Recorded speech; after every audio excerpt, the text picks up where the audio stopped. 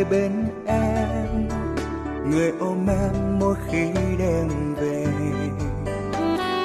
Ai sẽ là người quan tâm, người chở che cho em ngày và đêm. Sao em cứ tìm kiếm xung quanh, tìm làm chi anh ở ngay đây này.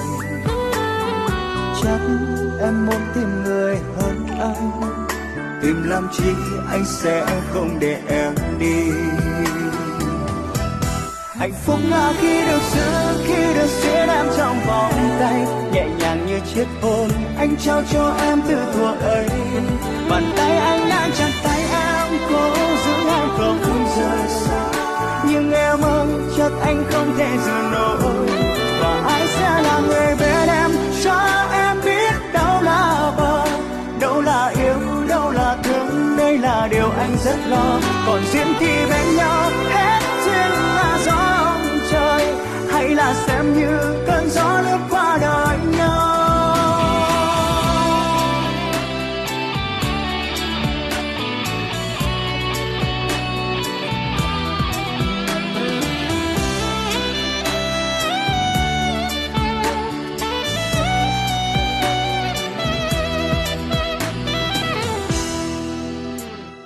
Ai sẽ là người bên em, người ôm em mỗi khi đêm về. Và ai sẽ là người quan tâm, người chở che cho em ngày và đêm.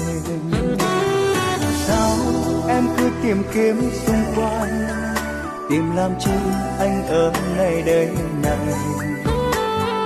Chắc em muốn tìm người hơn anh, tìm làm chi anh sẽ không để em đi.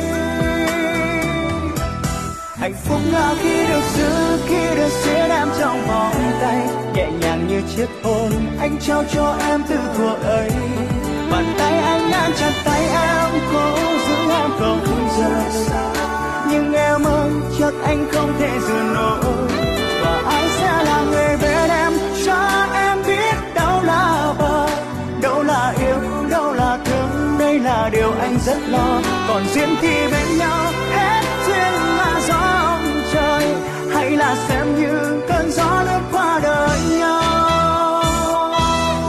Hạnh phúc là khi được giữ em trong tay, nhẹ nhàng như chiếc hôn từ thuở ấy.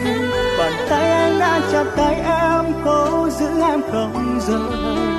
Nhưng em ơi, anh không tìm ra nơi.